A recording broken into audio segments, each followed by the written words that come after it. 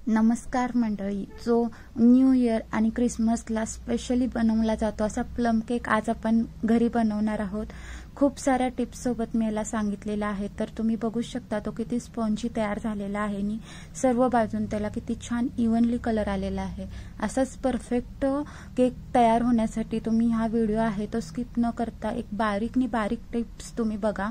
जर तुम्ही पहिल्यांदा जरी बनवत असाल तर 100% तुमचा केक अजिबात चुकणार नाही, कारण याच्यामध्ये खूप साऱ्या गोष्टी मी क्लिअर केलेल्या आहेत। तर चला स्टार्ट करूया। तर त्यासाठी मी सगळे जे ड्रायफ्रुट्स आहेत, नट्स, कोणत्याही प्रकारच्या बेरी, टूटी फ्रुटी कट करून घेते। जे पण घरामध्ये अवेलेबल आहे ते घालू शकता। असं काही कंपल्शन नाही की प्रत्येक ड्रायफ्रुट्स घरात असलंच पाहिजे आणि ते वापरलंच पाहिजे, आणि प्रमाणे असं काहीच नसतं। तुम्ही जेवढं आवडीने खाता तेवढे थोडे प्रमाणात सगळे ड्रायफ्रुट्स तुम्ही ते घेऊ शकता। तर मी ते काजू, बदाम, पिस्ता, 2 प्रकारच्या बेरीज, मनुका आणि काही टूटी फ्रुटी घेतलेल्या आहेत। मी कट करून बाजूला ठेवलेल्या आहेत। ते आता मी ऑरेंज घेत आहे आणि त्याचा आता मी रस काढून घेणार आहे। जो ट्रेडिशनली प्लम केक बनवला जातो क्रिसमससाठी स्पेशल, तर त्यासाठी हे सगळे ड्रायफ्रुट्स आहेत ते रममध्ये सोक केले जातात जवळजवळ 15 ते 20 दिवस। तर हा ट्रेडिशनली पद्धतीने बनवला जातो। तर मी आता इन्स्टंटली घरी आपल्या सोप्या पद्धतीने बनवत आहे। जसं दिवाळीमध्ये आपण अनारसेचं पीठ कसं भिजवून ठेवतो तसाच हा प्रकार आहे। गोवा साईडला खूप ह्या पद्धतीने बनवलं जातं। तर त्यासाठी मी ते ऑरेंज ज्यूस घेतलेला आहे आणि ते 1 कप मोजून घेतलेला आहे आणि एका बाउलमध्ये मी सगळ्या ऑरेंज ज्यूसमध्ये जे आपण ड्रायफ्रुट्स आणि चेरीज सगळ्या कट करून ठेवल्या होत्या त्या सगळ्या घालत आहे। तर आता आपण याला 4 ते 5 तास सोक करायचं आहे। सपोज तुमच्याकडे तेवढा टाइम नसला तरी त्याच्यासाठी एक टिप आहे की आपण त्याच्याहून इन्स्टंट हा केक बनवू शकतो। तर मी सगळे ड्रायफ्रुट्स त्याच्यामध्ये घातलेले आहेत आणि थोडे वाचवून ठेवलेले आहेत जे आपण गार्निशिंगसाठी यूज करणार आहोत। तर मी ते बाजूला ठेवून दिलेले आहेत। आणि आता हे जे ड्रायफ्रुट्स आपण ऑरेंज ज्यूसमध्ये घातलेले आहेत ते व्यवस्थित मिक्स करून घ्यायचे। लक्षात ठेवा, ऑरेंज ज्यूस 1 कप घेतलेला आहे मी। प्रत्येक मेजरमेंट व्यवस्थित घ्या। फक्त ड्रायफ्रुट्सचं मेजरमेंट याच्यामध्ये नसतं, जेवढं तुम्ही आवडीने खाता तेवढं घालू शकता। ते बघा, एका पॅनमध्ये मी सगळे ड्रायफ्रुट्स आहेत ते ऑरेंज ज्यूस सकट ट्रान्सफर केलेले आहेत। आणि या ज्या ड्रायफ्रुट्स आहेत ह्या सोक करण्याच्या पाठीमागचं कारण असं असतं की ते सगळं ऑरेंज ज्यूस आहे ते त्यांनी प्यावं आणि असे फुलून तयार व्हावे। तर ते इन्स्टंटली व्हावे म्हणून आपण थोडे कुक करायचे, म्हणजे जे ऑरेंज ज्यूस आहे ते निम्म झालं पाहिजे क्वांटिटीमध्ये, एवढं आपल्याला त्याला कुक करायचं आहे। म्हणजे जे पण मनुका वगैरे त्याच्यामध्ये बेदाणे आहेत ते असे फुलून तयार होतात, मस्त ऑरेंज ज्यूस त्यांच्यामध्ये सोक होतं। तर बघा किती छान शिजलेला आहे, जवळजवळ ऑरेंज ज्यूस निम्म झालेला आहे। तर आता ह्या स्टेजला आपल्याला गॅस बंद करायचा आहे आणि हे जे आहे मिक्सचर ते 100% गार करून घ्यायचं आहे, कारण आपल्याला केकमध्ये सगळे इंग्रेडियंट्स आहेत ते रूम टेम्परेचरवर पाहिजेत। तर आता आपण एक मसाला तयार करून घेऊया। तर त्यामध्ये मी दालचिनी घातलेला आहे, थोडं जायफळ घातलेलं आहे, तुम्हाला हवं तर तुम्ही ते किसूनही घालू शकता। आणि याच्यामध्ये 4 ते 5 आपल्याला ओली इलायची टाकायची, जी हिरवी इलायची असते ती, आणि चमचाभरच मी साखर टाकले, कारण ह्या सगळ्या गोष्टी व्यवस्थित पावडर झाल्या पाहिजेत। ते ह्या गोष्टी आवर्जून ह्या केकमध्ये घातल्या जातात, कारण हा विंटर स्पेशल केक आहे। तर त्याच्यामध्ये हीट निर्माण होणारे जे पण मसाले आहेत, जे स्वीट टेस्ट जे आहेत ते याच्यामध्ये यूज केले जातात। तर याची पावडर करून मी बाजूला ठेवले आणि अजून एकदा मी पॅन गॅसवर चढवले आणि आता हे अर्धा कप मी साखर घेतलेली आहे। अर्धा कप साखरेला आपल्याला कॅरमलाइज करायचं आहे। तर कडेने साखर स्वतःहून विरघळत नाही तोपर्यंत आपल्याला याला स्पॅच्युला लावायचा नाहीये। बघा, व्यवस्थित कडेने विरघळत आलेली आहे साखर। तर आता स्पॅच्युलाने आपल्याला मिक्स करत आपल्याला ही सगळी साखर आहे ती कॅरमलाइज करून घ्यायची आहे। लक्षात ठेवा, साखरेचा एकही दाणा खडा राहता नाही, सगळी साखर व्यवस्थित विरघळली गेली पाहिजे, ही खूप महत्त्वाची टिप आहे। तर ही जी साखर आहे तिचा कलर आहे तो एकदम असा मधासारखा झाला पाहिजे, म्हणजे कॅरमल आहे ते एकदम असं मधाचा कलर आहे तेवढा झाला पाहिजे, कारण हा केक कलरसाठी सुद्धा ओळखला जातो। तर त्याच्यामध्ये नॅचरली कलर येतो, म्हणजे कोणत्याही प्रकारचं कोको पावडर न टाकता येतो, त्याचं कारण म्हणजे हे कॅरमल आहे। तर हे एकदम परफेक्ट बनलं पाहिजे। जे स्पॅच्युलाला लागलेली साखर आहे ती सुद्धा आपल्याला आतमध्ये घालायची आणि सगळी साखर व्यवस्थित विरघळवून घ्यायची आहे। बघा, मी दाखवते, मी एकसारखा कलर आला पाहिजे, कारण आपल्याला एकसारखं मिक्स करत राहायचंय, नाहीतर मधून डार्क कडेला फेंट असं कॅरमल तयार होतं. तर असं करायचं नाहीये. व्यवस्थित ढवळत आपल्याला पूर्ण साखर विरघळवून घ्यायचे बघा. तर ह्या स्टेजला आपल्याला याच्यात 1/4 कप पाणी घालायचंय. थोडं थोडं करून घालायचं आणि सांभाळून घालायचं. ह्या स्टेजला खूप वाफ येते हातावरनी, पाणी पण उडतं. तर खूप सांभाळून ही स्टेप करायची. पूर्ण 1/4 पाणी ते घालायचं आहे. आणि जेव्हा आपण पाणी घालतो तेव्हा जे कॅरमल आहे त्याचा गोळा तयार होतो आतमध्ये, जसं चॉकलेट कसं असतं स्टिकीवालं तसं. तर हा गोळा एकत्र करायचा आणि पूर्ण गोळा विरघळपर्यंत आपल्याला हे मिक्सचर चालवायचं आहे. या स्टेजला म्हणजे ही जे पूर्ण कॅरमल आहे ते स्लो गॅसवरतीच करायचं आहे. अजिबात गॅस मोठा करायचा नाही, नाहीतर कॅरमल जळण्याची शक्यता असते, म्हणजे खूप ओव्हरकुक होतं ते. तर बघा मी दाखवते तसं आतमध्ये मस्तपैकी कॅरमलचा जो गोळा तयार झालेला आहे तो पूर्णपणे विरघळला गेला पाहिजे, तोपर्यंत वाट बघायची. बघा छान विरघळलंय, खूप फेसाळलेलं झालेलं आहे हे मिक्सचर. जसं आपण गॅस बंद करून ते थंड होईल तसं ते नॉर्मल होतं. जे वरती जे बबल्स आलेत ते हळूहळू कमी होतात. तर आता हे मिक्सचर आहे ते आपल्याला एका बाउलमध्ये काढून घ्यायचंय, थंड करण्यासाठी ठेवायचंय, कारण प्रत्येक गोष्ट आपल्याला रूम टेम्परेचरवरती पाहिजे. तर बघा जसं बॅटर ते थंड झाले, कॅरमल थंड झाले, तसे त्याच्यावरचे बबल्स आहेत ते बऱ्यापैकी कमी झालेले आहेत. तर सगळं स्पॅच्युल्याने पुसून आपल्याला सगळं जे कॅरमल आहे ते ऍड करायचं आहे, कारण मेजरमेंट याच्यामध्ये खूप महत्वाची आहे. तर मी सगळं जे कॅरमल आहे ते एका बाउलमध्ये ऍड केले आणि आता ह्याला आपण बाजूला ठेवून द्यायचं. तर आता आपण पुढची तयारी करायला घेऊया. तर कॅरमल आहे ते बघा त्याचा कलर किती छान आलेला आहे. तर मी आता काय करते की एक टीन घेतलेला आहे, राऊंड आकाराचं टीन घेतलंय, तुम्ही कोणत्याही आकाराचं घेऊ शकता. आणि याला आता आपण बटर पेपर लावून घ्यायचा आहे. तर जो प्लम केक असतो तर तो करताना कायम बटर पेपर आहे तो आपल्याला यूज करायचा आहे, कारण हा प्लम केक खूप असा सॉफ्ट असतो, तर तो डिमोल्ड होताना तुटण्याची शक्यता असते. तर ह्यावेळी आपल्याला बटर पेपर साईडला सुद्धा लावायचा आहे. तर साईडला बटर पेपर लावण्यासाठी एक ट्रिक सांगते. ते बघा साईडचे जे उभे जे भाग आहे तो मोजून आपल्याला हा बटर पेपर कट करायचा आहे. हे बघा, तर आता त्याला आपल्याला त्रिकोणीमध्ये मोडून घ्यायचंय. बघा एक त्रिकोण करायचा, व्यवस्थित टोकाला टोक जोडवायचं आणि त्रिकोण करायचा. व्यवस्थित मधली जी लाईन आहे ती प्रेस करून घ्यायची आणि पुन्हा एकदा दूर मारून घ्यायची.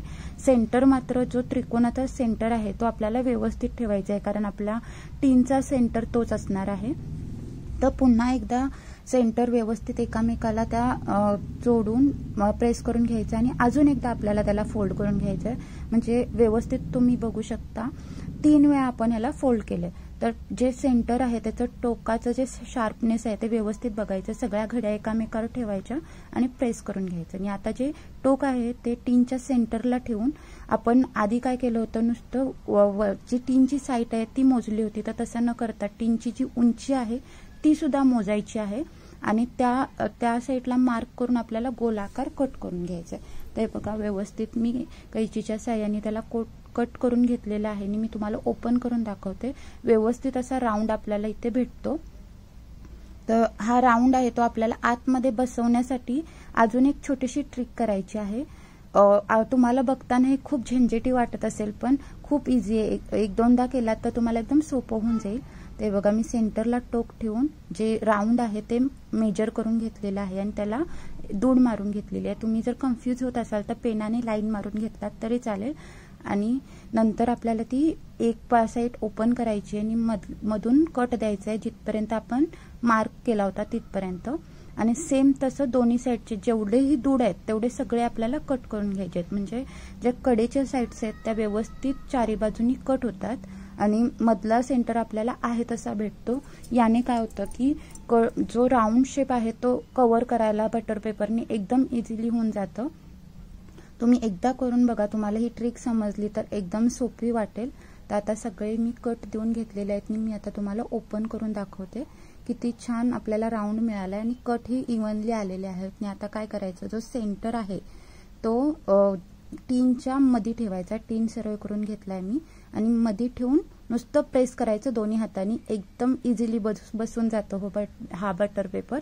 आणि ज्या साईड्स आहेत त्या एकामेकाला व्यवस्थित अरेंज करायच्या आणि आपला बटर पेपर लावून तयार झालेला आहे एकदम इझिली. आणि त्या बटर पेपर साईड्सला व्यवस्थित लागाव्या म्हणून ऑइल ब्रशने एकदा असं फिरवून घ्यायचं, ऑइल लावून घ्यायचं, म्हणजे त्या एकामेकाला व्यवस्थित चिटकून राहतात.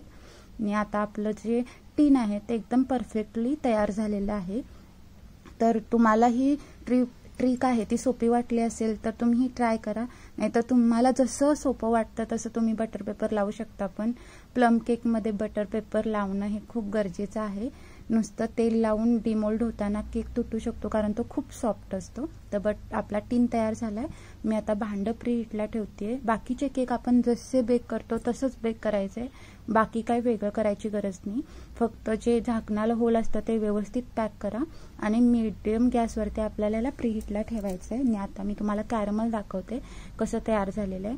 असं आपल्याला पाहिजेलं आहे. खूप जर तुमचं घट्ट झालं असेल तरीही तुम्हाला त्याच्यावर टिप सांगते. जर खूप घट्ट तुम्हाला वाटतंय तर 2 टेबलस्पून किंवा 1 टेबलस्पून गरम पाणी याच्यामध्ये ऍड करायचं आणि पूर्ण व्यवस्थित मिक्स करून त्याला ह्या कन्सिस्टन्सीमध्ये घेऊन यायचं. कारण पुढच्या आपण त्याच्यामध्ये ज्या गोष्टी ऍड करणार आहोत त्या व्यवस्थित मिक्स झाल्या पाहिजेत. कारण या केकमध्ये आपण पाणी किंवा दूध काहीही वापरत नाही, तर त्यासाठी ही गोष्ट खूप महत्त्वाची आहे. तर आता मी त्याच्यामध्ये 1/4 तेल घातलेलं आहे. कोणतंही नॉर्मल ऑइल आहे ते घालायचंय. तुम्हाला हवं तरी ते बटरही घालू शकता, पण बटर पूर्ण व्यवस्थित मेल्ट करायचं. नॉर्मल टेम्परेचरवरती असतानाच ते ऍड करायचंय. ते व्यवस्थित ऑइल आता मी ते मिक्स करून घेतलेलं आहे. तर आता 1 टीस्पून आपल्याला याच्यामध्ये व्हॅनिला एसेन्स टाकायचं आहे. याने काय होतं की आपल्या केकला छान स्मेल येते, खूप फ्लेवरफुल होतो. तर आता सगळे लिक्विड इन्ग्रेडियंट्स टाकलेले आहेत. आता ड्राय इन्ग्रेडियंट्स आपल्याला चाळून टाकायचे आहेत. तर 1 कप मैदा घेतलेला आहे मी.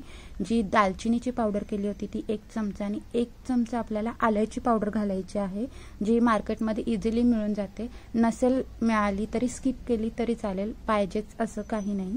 तर ह्या सगळ्या गोष्टी आहेत त्या आपल्याला चाळून व्यवस्थित घ्यायच्या आहेत. कारण न चाळता घातल्यानंतर आपण बॅटर जेव्हा मिक्स करतो तर त्याच्यामध्ये गुठळ्या होण्याची शक्यता असते. तर सगळ्या गोष्टी चाळून घेतल्यानंतर आपल्याला आधी पूर्ण 100% याच्यामध्ये मिक्स करून घ्यायचं. याच्यामध्ये पाणी किंवा दूध काहीच घालायचं नाहीये. तर सगळ्या गोष्टी एका डायरेक्शननी हळूवारपणे मिक्स करून घ्यायच्या. आणि मग जे आपण सोक करत ठेवलं होतं, म्हणजे जे आटवून ठेवले होते ड्रायफ्रुट्स ऑरेंज ज्यूसमध्ये, ते ऍड करायचे. तर ते सुद्धा ह्या स्टेजपर्यंत नॉर्मल टेम्परेचरला आलेले असतात, कारण खूप स्टार्टिंगला आपण त्याला शिजवून घेतलं होतं. तर बघा किती छान सगळे ड्रायफ्रुट्स फुलून तयार झालेले आहेत. असेच पाहिजेत आपल्याला. तर मी ते सगळे इथे ऍड केलेले आहेत आणि याला सुद्धा व्यवस्थित मिक्स करून घ्यायचं. तर आता तुम्ही बघू शकता की केकची कन्सिस्टन्सी, म्हणजे त्या केकच्या बॅटरची कन्सिस्टन्सी कशी आहे. नॉर्मल केकपेक्षा ह्याची थोडी जाड असते, कारण त्याच्यात जे ड्रायफ्रुट्स आहेत ते इव्हनली स्प्रेड व्हावेत सगळीकडे, खाली जाऊन त्याचा थर बसू नये म्हणून हे जे बॅटर असतं ते बऱ्यापैकी नॉर्मल केकपेक्षा ठीक असतं. तर असंच आपल्याला पाहिजे. हे व्यवस्थित मिक्स करून घ्यायचं आणि मग याच्यामध्ये मेन इन्ग्रेडियंट्स घालायचा, तो म्हणजे बेकिंग पावडर आणि बेकिंग सोडा. तर त्याचं प्रमाण असं आहे, 1 टीस्पून आपल्याला बेकिंग पावडर घालायची आणि 1/4 टीस्पून बेकिंग सोडा घालायचा आहे.